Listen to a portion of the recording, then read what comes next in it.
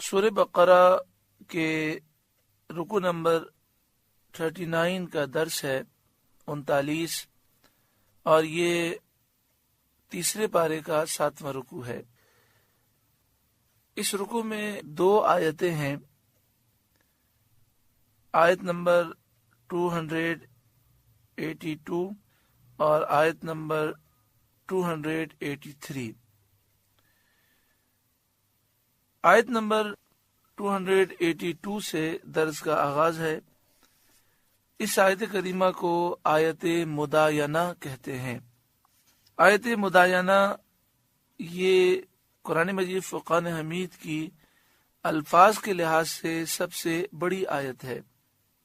اس میں اس بات کا حکم بیان کیا گیا کہ جب انسان کاروبار کرے یا لین دین کرے تو اسے کس قسم کی احتیاطیں کرنی چاہیے۔ یا ایھا الذین آمنوا، اے ایمان والوں، اذا تداینتم بدین الی اجل مسمی، جب تم ایک مقررہ مدت تک کسی دین کا لین دین کرو، فاکتبوہ، تو اسے لکھ لو۔ ہمارے عرف میں جس طرح قرض اور عربی میں یہ لفظ دین استعمال ہوتا ہے، تو جب ہم کسی سے ایک مقررہ مدت تک کسی قرض کا لین دین کریں تو اللہ تبارک و تعالی ہمیں حکم ارشاد فرماتا ہے کہ اسے لکھ لو۔ مفسرین بیان کرتے ہیں کہ جب کوئی شخص کسی چیز کو بیچے یا کسی چیز کو خریدے تو کبھی ایسا ہوتا ہے کہ جس چیز کو بیچا گیا تو وہ چیز بسا اوقات ادھار ہوتی ہے، یعنی انسان پیمنٹ پہلے لے لیتا ہے اور کہتا ہے کہ میں 2-3 دن کے بعد یہ چیز آپ کو دے دوں گا۔ اسی طرح بسا اوقات چیز دے دی جاتی ہے اور اس کے پیسے جو ہیں وہ ادھار ہوتے ہیں، تو یہ بھی قرض ہے، اور ایسا معاملہ ہو تو اسے لکھ لینا چاہیے۔ اسی طرح ہمارے یہاں پر یہ بھی رائج ہے کہ ہم ضرورتاً کسی سے قرض لیتے ہیں، مثلا کسی کو 1 لاکھ روپے کی ضرورت ہے، وہ کسی سے 1 لاکھ روپے لیتا ہے، تو اسے چاہیے کہ وہ لکھ لے اور اس پر گواہ بھی مقرر کر لیں تاکہ کسی قسم کی غلط فہمی نہ ہو، اور یہ لکھنا واجب نہیں ہے بلکہ مستحب ہے، تاکہ بھول چوک کا اندیشہ نہ ہو، بھول چوک نہ ہو جائے، ایسا نہ ہو کہ جس نے قرض لیا ہے وہ انکار کر دے، اس کے انکار کا اندیشہ نہ رہے۔ وَلْيَكْتُبْ بَيْنَكُمْ كَاتِبٌ بِالْعَدْلِ، اور چاہیے کہ تمہارے درمیان کوئی لکھنے والا ٹھیک ٹھیک لکھے، اپنی طرف سے کوئی کمی بیشی نہ کرے، اور فریقین میں سے کسی کی رعایت نہ کرے، جو حق بات ہے وہ لکھے۔ وَلَا يَأْبَ كَاتِبٌ أَن يَكْتُبَ كَمَا عَلَّمَهُ اللَّهُ، اور لکھنے والا لکھنے سے انکار نہ کرے جیسا کہ اسے اللہ نے سکھایا ہے۔ فَلْيَكْتُبْ، تو چاہیے کہ وہ لکھے۔ اس آیت کریمہ میں یہ بیان کیا گیا کہ لکھنے والا لکھنے سے منع نہ کرے، کیونکہ اللہ تبارک و تعالی نے اسے لکھنے کا علم دیا ہے، تو اسے لکھنے سے منع نہیں کرنا چاہیے۔ ہاں، جو لکھنے کی اجرت بنتی ہے وہ اسے لے لینی چاہیے، یا اگر مفت میں بغیر پیسے لیے لکھنا چاہے تو ایسا بھی لکھ سکتا ہے۔ اس کے علاوہ یہ بات بھی یاد رکھنی چاہیے کہ اگر لکھنے والا مصروف ہے تو پھر اس کا انتظار کرنا ہوگا۔ یہاں یہ جو فرمایا گیا کہ اللہ تعالیٰ نے اسے سکھایا ہے، تو اللہ تعالیٰ کے سکھانے پر وہ شکر ادا کرے اور لکھے۔ اس سے مراد یہ ہے کہ وہ فارغ ہو تو سستی نہ کرے اور انکار نہ کرے۔ وَلْيُمْلِلِ الَّذِي عَلَيْهِ الْحَقُّ، اور جس پر حق آتا ہے وہ لکھاتا جائے، یعنی جو مقروض ہے، جو قرض لے رہا ہے، وہ کاتب کو لکھوائے، تاکہ اس کے ذہن میں اچھی طرح یہ بات راسخ ہو جائے کہ میں نے اتنا قرضہ لیا ہے، اور اس کے ذہن میں یہ خیال نہ ہو کہ میری توجہ ہٹ گئی تھی اور قرض دینے والے نے غلط لکھوا دیا۔ خود لکھائے تاکہ اسے یہ بھی یاد رہے کہ میں نے کتنا قرضہ لیا تھا۔ یہ عام طور پر ایک دنیاوی اصول ہے کہ دینے والے کو یاد رہتا ہے کہ میں نے کتنا دیا، لینے والا عام طور پر بھول جاتا ہے۔ اس لیے قرآن مجید فرقان حمید نے یہ حکم دیا کہ جو مقروض ہے، جو قرض لے رہا ہے، اسے چاہیے کہ وہ کاتب کو لکھوائے تاکہ اسے یاد رہے کہ میں نے کتنا قرضہ لیا ہے۔ وَلْيَتَّقِ اللَّهَ رَبَّهُ، اور اللہ سے ڈرے جو اس کا رب ہے، وَلَا يَبْخَسْ مِنْهُ شَيْئًا، اور حق میں سے کچھ رکھ نہ چھوڑے، یعنی جو قرض لے رہا ہے وہ صحیح صحیح لکھائے اور کوئی چیز باقی نہ چھوڑے۔ فَإِنْ كَانَ الَّذِي عَلَيْهِ الْحَقُّ سَفِيهًا، پھر جس پر حق آتا ہے اگر وہ بے عقل ہے، یعنی جو قرض لے رہا ہے اس میں اتنی عقل نہیں کہ وہ ان معاملات کو سمجھ سکے، او ضعیفاً، یا وہ ناتواں ہے، کمزور ہے، اتنا بوڑھا ہے کہ وہ نہیں لکھوا سکتا، او لا یستطیع ان یمل ہوا، یا وہ لکھانے کے قابل نہ ہو، لکھا نہ سکے، یعنی جو قرض لے رہا ہے وہ پاگل ہے، ناقص العقل ہے، بچہ ہے، بہت زیادہ بوڑھا ہے، گونگا ہے، یا زبان نہ جاننے کی وجہ سے اپنا مقصد بیان نہیں کر سکتا، اور اس کا ولی اس کے لیے قرض لے رہا ہے، فَلْيُمْلِلْ وَلِيُّهُ بِالْعَدْلِ، تو اس کا ولی انصاف سے لکھوائے، وہ قریبی رشتہ دار جو اس کا ولی ہے وہ لکھوا دے۔ اگر اس میں بھی طاقت نہ ہو تو کسی کو وکیل مقرر کیا جائے اور وہ لکھوا دے۔ وَاسْتَشْهِدُوا شَهِيدَيْنِ مِن رِجَالِكُمْ، اور 2 گواہ کر لو اپنے مردوں میں سے۔ جو گواہ مقرر کیے جائیں وہ آزاد ہوں، بالغ ہوں، مسلمان ہوں، کیونکہ مسلمان کے معاملات میں مسلمان ہی گواہ بنتے ہیں۔ فَإِن لَّمْ يَكُونَا رَجُلَيْنِ، پھر اگر 2 مرد نہ ہوں، فَرَجُلٌ وَامْرَأَتَانِ، تو 1 مرد اور 2 عورتیں، مِمَّن تَرْضَوْنَ مِنَ الشُّهَدَاءِ، ایسے گواہ جن کو تم پسند کرتے ہو، یعنی جن کے متعلق تمہارا خیال ہے کہ وہ نیک صالح ہیں، عادل ہیں، ان پر تمہیں بھروسہ ہے، انہیں گواہ مقرر کرو، ان کے سامنے یہ لکھانے کا سلسلہ ہو اور قرض کے لینے دینے کا سلسلہ ہو، تاکہ کسی قسم کی غلط فہمی نہ ہو اور کسی قسم کا نقصان نہ ہو۔ یہ حکم گو کہ مستحب ہے، فرض واجب نہیں ہے، لیکن ہمارے لیے بہت بہتر ہے۔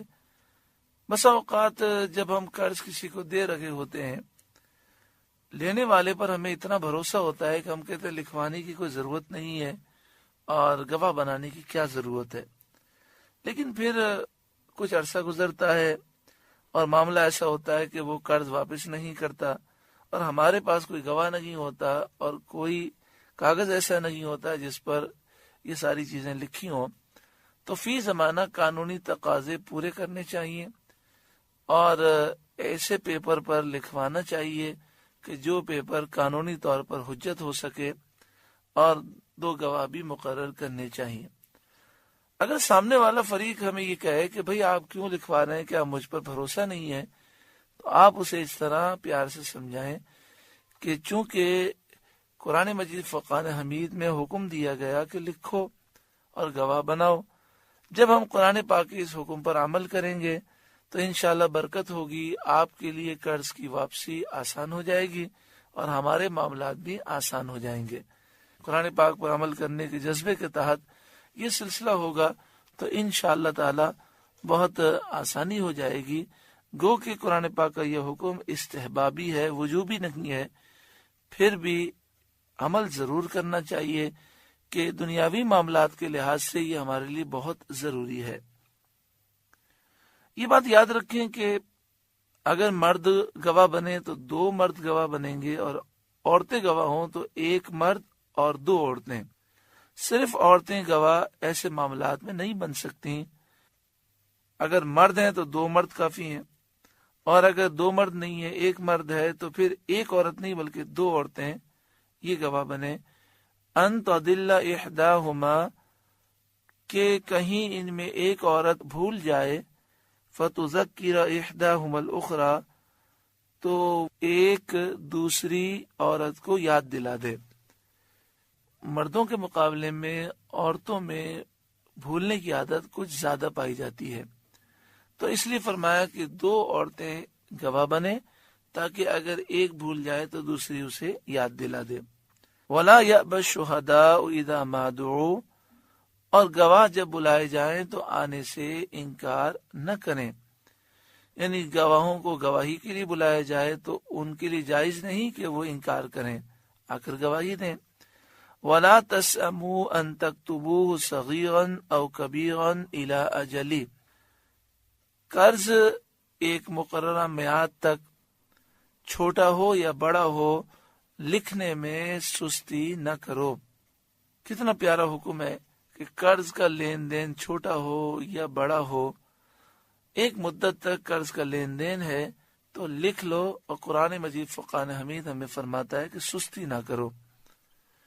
آج جتنے لوگ پریشان ہیں، ان کی پریشانیاں جو کاروباری ہیں اس میں ایک بہت بڑا عنصر یہ پایا جاتا ہے، یا فلاں پر بھروسہ کیا، ہم نے اسے اتنا مال دے دیا، اس نے کہا کہ میں پیمنٹ کر دوں گا 6 مہینے کے بعد، پھر کہا 1 سال کے بعد کر دوں گا. اب یہ مکر گیا ہے، اب ہمارے پاس کوئی ثبوت بھی نہیں ہے، ہمارے پیسے ڈوب گئے. تو اگر قرآن پاک کے حکم پر عمل کر لیا جائے تو کتنی آسانی ہو جائے. ذالکم اقسط عند اللہ، یہ اللہ کے نزدیک زیادہ انصاف کی بات ہے. وَأَقْوَمُ لِلشَّهَادَةِ، اور اس میں گواہی خوب ٹھیک رہے گی. وَأَدْنَا أَلَّا تَرْتَابُوا، اور یہ اس سے قریب ہے کہ تمہیں شبہ نہ پڑے. یعنی لکھنے میں اور گواہ مقرر کرنے میں فائدہ یہ ہے کہ تمہیں شبہ نہیں پڑے گا. کبھی کبھی ایسا بھی ہوتا ہے کہ قرض دینے والا بھول جاتا ہے اور وہ زیادہ کا مطالبہ کر دیتا ہے، تو لینے والا پریشان ہو جاتا ہے اور اس وجہ سے پھر ناراضگیاں ہو جاتی ہیں. تو لکھنے میں اور گواہ بنانے میں دونوں کا فائدہ ہے. الا ان تکون تجارۃ حاضرۃ تدیرونھا بینکم، مگر یہ کہ کوئی سر دست کا سودا دست بدست ہو. فلیس علیکم جناح الا تکتبوها، تو اس کے نہ لکھنے پر تم پر کوئی حرج نہیں. فلیس علیکم جناح، تو تم پر کوئی حرج نہیں. اللہ تکتبوها، یہ کہ تم اسے نہ لکھو. یعنی جو سودے اس طرح کے ہوتے ہیں کہ جس میں لینا دینا ہوتا ہے اور ادھار کا سلسلہ نہیں ہوتا، تو اسے اگر نہ لکھا جائے تو کوئی حرج نہیں ہے. وَأَشْهِدُوا إِذَا تَبَايَعْتُمْ، اور جب خرید و فروخت کرو تو گواہ کر لو. ہاں، مستحب یہ ہے کہ ایسے معاملات میں بھی، اور خاص طور پر جب بڑے سودے ہوں، تو اس وقت 2 آدمیوں کو، نیک صالح لوگوں کو گواہ بنانا چاہیے تاکہ ہماری بھی غلطی نہ ہو اور لینے والے کی بھی غلطی نہ ہو، کوئی بھول نہ ہو جائے. وَلَا يُضَارَّ كَاتِبٌ وَلَا شَهِيدٌ، اور نہ کسی لکھنے والے کو نقصان دیا جائے، نہ گواہ کو نقصان دیا جائے. اس سے مراد یہ ہے کہ اگر لکھنے والے اپنی ضرورتوں میں مشغول ہوں تو انہیں مجبور نہ کریں، ان کے کام نہ چھڑائیں، بلکہ انتظار کریں جب وہ فارغ ہو جائیں تو پھر ان سے لکھوائیں. اسی طرح لکھنے والے کو لکھنے کی اجرت نہ دینا، یہ بھی اسے ضرر دینا ہے. اسی طرح اگر گواہ کو بلایا جائے گا دوسرے شہر میں گواہی دینے کے لیے تو سفر کا خرچ اسے دینا ضروری ہے. اگر اس موقع پر سفر کا خرچ نہ دیا جائے تو یہ گواہ کو ضرر دینا ہے. وَلَا يُضَارَّ كَاتِبٌ وَلَا شَهِيدٌ کا ایک اور ترجمہ بھی کیا گیا، وہ یہ کہ نہ لکھنے والا نقصان دے، ضرر دے، اور نہ گواہ ضرر دے۔ اس سے مراد یہ ہے کہ لکھنے والا فرصت کے باوجود اور فراغت کے باوجود وہ نہ لکھے اور گواہی دینے کے لیے نہ آئے، یا لکھنے میں تحریف کر دے، تبدیلی کر دے، زیادتی کمی کر دے۔ اسی طرح گواہی دیتے ہوئے الفاظ کو اور معاملات کو بدل دے، یہ ہرگز جائز نہیں ہے۔ وَإِن تَفْعَلُوا، اور اگر تم ایسا کرو، فَإِنَّهُ فُسُوقٌ بِكُمْ، تو بے شک یہ تمہارا فسق ہوگا، یہ تمہارے لیے گناہ ہوگا۔ وَاتَّقُوا اللَّهَ، اور اللہ سے ڈرو۔ وَيُعَلِّمُكُمُ اللَّهُ، اور اللہ تمہیں سکھاتا ہے۔ وَاللَّهُ بِكُلِّ شَيْءٍ عَلِيمٌ، اور اللہ سب کچھ جانتا ہے۔ یہ آیت کریمہ جسے آیت مدایانہ کہتے ہیں، یہ مکمل ہوئی۔ قرآن مجید فرقان حمید سننے کا انداز یہی ہے کہ جن باتوں پر عمل ہے اس پر اللہ کا شکر ادا کریں اور نیت کریں، دعا کریں کہ اللہ تعالی ہمیں ہمیشہ عمل کی توفیق عطا فرمائے، اور جن باتوں پر عمل نہیں ہے تو قرآن پاک سننے کا طریقہ یہ ہے کہ بندہ نیت کرے کہ میں انشاءاللہ عمل کروں گا۔ ہم نے سماعت کیا کہ معاملات میں ہمیں گواہ بنانا چاہیے، اور جہاں تک ہو سکے لکھنے کے معاملات کرنے چاہیے، اس میں احتیاط کرنی چاہیے اور شرم نہیں کرنی چاہیے، تاکہ بعد میں غلط فہمیاں نہ ہوں اور بعد میں نفرتیں پیدا نہ ہوں۔ اس آیت کریمہ میں یہ تھا کہ جب قرض کا لین دین ہو ایک مقررہ مدت کے لیے تو اسے لکھ لو اور گواہ بنا لو، 2 مردوں کو یا 1 مرد اور 2 عورتوں کو۔ لیکن اب سوال یہ ہے کہ کوئی سفر میں ہو یا کئی ایسی جگہ پر ہو جہاں کوئی لکھنے والا نہ ہو، تو پھر یاد دہانی کے لیے کیا کرنا چاہیے؟ وَإِن كُنتُمْ عَلَى سَفَرٍ، اور اگر تم سفر میں ہو، وَلَمْ تَجِدُوا كَاتِبًا، اور لکھنے والا نہ پاؤ، فَرِحَانٌ مَقْبُوضَةٌ، تو گروی رکھنا ہے قبضے میں دیا ہوا، یعنی جو آدمی قرض دے رہا ہے اسے مقروض کوئی چیز دے دے، اپنی کوئی چیز گروی رکھ دے اور کہے کہ جب میں آپ کو قرض واپس کروں گا تو پھر مجھے یہ چیز دے دیجیے گا۔ یہ چیز رکھنے سے فائدہ کیا ہوگا؟ اس سے فائدہ یہ ہوگا کہ قرض لینے والے کو بار بار چیز یاد آئے گی، تو جب اسے اپنی چیز یاد آئے گی تو اسے یاد آئے گا کہ میں مقروض ہوں، مجھے فلاں کو قرض واپس کرنا ہے۔ اور جس شخص نے قرضہ دیا تھا اس کے پاس جب یہ چیز گروی ہوگی تو اسے یاد رہے گا کہ یہ چیز مجھے فلاں نے دی ہے، مجھے اس سے قرض لینا ہے، تو اس طرح دونوں کو یاد دہانی ہوگی۔ اب یہاں پر بھی یہی مسئلہ ہوتا ہے کہ اگر قرض دینے والا یہ مطالبہ کرے کہ آپ ایسا کریں، کوئی چیز میرے پاس گروی رکھ دیں، فی الحال ہمارے پاس کوئی لکھنے والا نظام موجود نہیں ہے، تو سامنے والا برا مان جاتا ہے۔ حالانکہ برا نہیں ماننا چاہیے، ایسا کرنا مستحب ہے، اور مستحب پر عمل کریں گے، قرآن مجید فرقان حمید کی آیات پر جب عمل کریں گے تو انشاءاللہ تعالی دونوں کے لیے آسانی ہو جائے گی اور اللہ تعالی برکتیں عطا فرمائے گا۔ یہاں پر یہ ہے کہ سفر میں انسان ہو اور لکھنے والا نہ پائے تو کوئی چیز گروی رکھ دے۔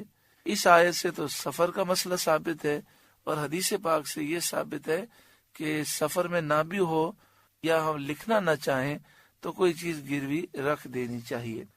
نبی اکرم صلی اللہ علیہ وآلہ وسلم کی حدیث پاک ہے کہ رسول کریم صلی اللہ علیہ وآلہ وسلم نے مدینہ طیبہ میں اپنی زرہ مبارک یہودی کے پاس گروی رکھ کر 20 سا جو لیے۔ یعنی حضور کی اس حدیث میں ہمارے لیے تعلیم ہے کہ اس طرح بھی معاملات کیے جا سکتے ہیں۔ فَإِنْ أَمِنَ بَعْضُكُمْ بَعْضًا، اور اگر تم میں ایک کو دوسرے پر اطمینان ہو، فَلْيُؤَدِّ الَّذِي اؤْتُمِنَ أَمَانَتَهُ، تو وہ جسے اس نے امین سمجھا تھا اپنی امانت ادا کر دے۔ یعنی مراد یہ ہے کہ جو قرض دینے والا ہے وہ مقروض پر اطمینان ہی رکھتا ہے اور اسے دیانتدار سمجھ کر ہی قرض دیتا ہے، تو جسے اس نے دیانتدار سمجھا ہے اسے چاہیے کہ وہ قرضہ واپس کرے، ایسا نہ ہو کہ وہ مقروض پیسے دبا لے اور قرض واپس کرنے کے لیے تیار ہی نہ ہو۔ وَلْيَتَّقِ اللَّهَ رَبَّهُ، اور اللہ سے ڈرے جو اس کا رب ہے۔ وَلَا تَكْتُمُوا الشَّهَادَةَ، اور گواہی نہ چھپاؤ، یعنی جب گواہی کی ضرورت ہو تو گواہوں کو چاہیے کہ وہ گواہی دیں، اس میں سستی نہ کریں اور گواہی کو نہ چھپائیں۔ حضرت عبداللہ بن عباس رضی اللہ تعالی عنہما سے ایک حدیث مروی ہے کہ کبیرہ گناہوں میں سب سے بڑا گناہ اللہ کے ساتھ شریک کرنا، کسی کو اللہ کے برابر سمجھنا، اور جھوٹی گواہی دینا اور گواہی کو چھپانا ہے۔ یعنی کبیرہ گناہوں میں جو بڑے بڑے گناہ ہیں ان میں ایک ہے شرک و کفر کرنا، دوسرے نمبر پہ فرمایا گیا جھوٹی گواہی دینا، اور تیسرے نمبر پر ہے گواہی کو چھپانا۔ وَمَن يَكْتُمْهَا، اور جو گواہی چھپائے گا، فَإِنَّهُ آثِمٌ قَلْبُهُ، تو اندر سے اس کا دل گنہگار ہے۔ وَاللَّهُ بِمَا تَعْمَلُونَ عَلِيمٌ، اور اللہ تمہارے کاموں کو خوب جانتا ہے۔ سورہ بقرہ کا 39واں رکوع نمبر 39 مکمل ہوا۔ اللہ رب العالمین اس کی برکتوں سے ہمیں مالا مال فرمائے۔ اس رکوع میں 2 آیتیں ہیں۔ دوسری آیت میں ہم نے یہ سماعت کیا کہ جب آدمی آپ کو قرض دیتا ہے تو وہ آپ کو دیانتدار سمجھ کے دیتا ہے، آپ پہ بھروسہ کرتا ہے، تو ہمیں چاہیے کہ خوش اخلاقی کے ساتھ اور خوش اسلوبی کے ساتھ قرض کو ادا کریں۔ ہمارے معاشرے میں یہ ہوتا ہے کہ جب قرض لینے کے لیے آتے ہیں تو لوگ بڑی خوش اخلاقی سے پیش آتے ہیں، اور پھر جب قرض دینے کی باری آتی ہے، واپس کرنے کی باری آتی ہے، تو بہت تنگ کرتے ہیں، اور بسا اوقات وہ قرض واپس کرنے سے انکار بھی کر دیتے ہیں، لوگوں کے پیسے کھا جاتے ہیں۔ اللہ تبارک و تعالی ہر ایک کو عقل سلیم عطا فرمائے۔ نبی اکرم صلی اللہ علیہ وآلہ وسلم اس معاملے میں کس قدر آپ تعلیم فرماتے کہ حدیث پاک میں ہے کہ جب آپ نماز جنازہ کسی کی پڑھاتے تو پہلے یہ سوال کرتے کہ اس پر کوئی قرض ہے۔ اگر بتایا جاتا کہ ہاں یہ مقروض ہے تو آپ یہ فرماتے کہ اس کا قرض کتنا ہے۔ اگر 3 درہم یا اس سے زائد اس پر قرض ہوتا تو آپ یہ سوال کرتے کہ کیا اس کی جائیداد میں اتنی رقم ہے کہ جس سے یہ قرض ادا کیا جا سکے۔ اگر جائیداد میں اتنی رقم نہ ہوتی تو آپ مجمع سے فرماتے کوئی ہے جو اس کی قرض کی ادائیگی کی ذمہ داری لے۔ اگر کوئی ذمہ داری نہ لیتا تو آپ فرماتے جس کے اوپر 3 درہم قرض ہو اور اس کا یہ معاملہ ہو کہ اس کے پاس جائیداد بھی نہیں کہ جس سے اس کے قرض کو ادا کر سکیں، اور کوئی اس کے قرض کی ادائیگی کا ذمہ دار بھی نہیں ہے، تو آپ فرماتے ہیں میں اس کی نماز جنازہ نہیں پڑھوں گا۔ نصیحت یہ تھی کہ قرض کے معاملات میں احتیاط کریں، ضرورتاً قرض لیا جائے اور کوشش کی جائے کہ اسے وقت پورا ہونے سے پہلے خوش اسلوبی سے ادا کریں۔ اللہ تعالی عمل کی ہم سب کو توفیق عطا فرمائے۔ اللہ